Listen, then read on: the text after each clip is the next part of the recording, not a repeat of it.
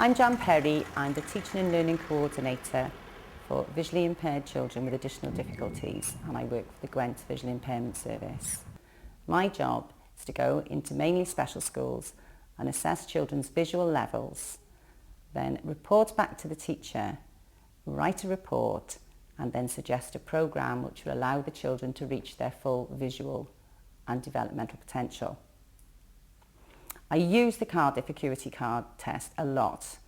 because it's very easy to use, and the results that it gives I can relate back to an ordinary chart and then give the teacher a good idea the size of image and the distance at which to present material to the children. Bearing in mind, a lot of the children that I work with, I point for communication, and that is their primary method of communication. We have to know what they can see, the distance they need to use, size of image and clarity of image. When I'm doing the Cardiff card test, I like to have somebody sat next to me that knows the child as well, so we can agree on where the children are looking, because sometimes, because the children have muscle problems, it's difficult to know if they're looking at the top or the bottom, and they're actually quite reluctant to repeat themselves because obviously this is an effort.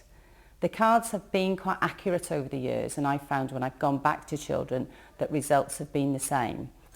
I like to make the test as interesting as possible as well by singing a relevant song after every level and giving the children a lot of encouragement. The test means as well that when I'm sharing information with medical people, we are talking a common visual language and we are looking at the same visual measurement, and that's very useful for all concerned, and it's also very useful for establishing a level of provision.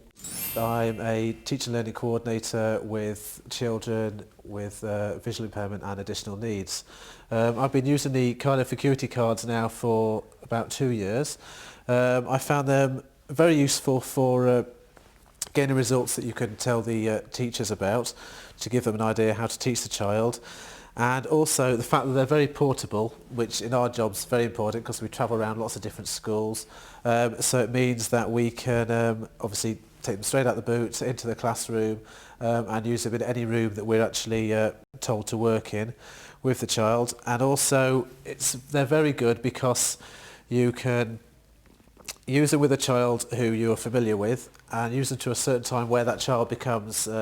say less interested, and you can tell when they're losing interest in the actual test, and then when you return say a few months later you can pick up where you left off to get a more accurate result to actually relay back to the teacher and to write within a report. Well, a benefit of this test as well is the fact that, because it's like we said about being portable, but you can also move it into the line of vision of the child, because a lot of the children we work with are in wheelchairs, so manoeuvrability is quite difficult for them. So you can move the card into their line of vision and watch their eyes to see where they're looking, and obviously get a more accurate test, other than ones that might be fixed on the wall and much harder for the actual child to view from where they are, and hard obviously to get a result. Another really good thing about this test is with a lot of the children it allows us to show progress, and being able to show progress particularly to parents is very, very important, particularly in the early stages when generally all the news they seem to be getting is depressing and negative. And that is really worth its weight in gold, just to be able to say, look, they've gone from the house to the boat in 3 months, and this is just absolutely fantastic. And that is one of the good things about this test.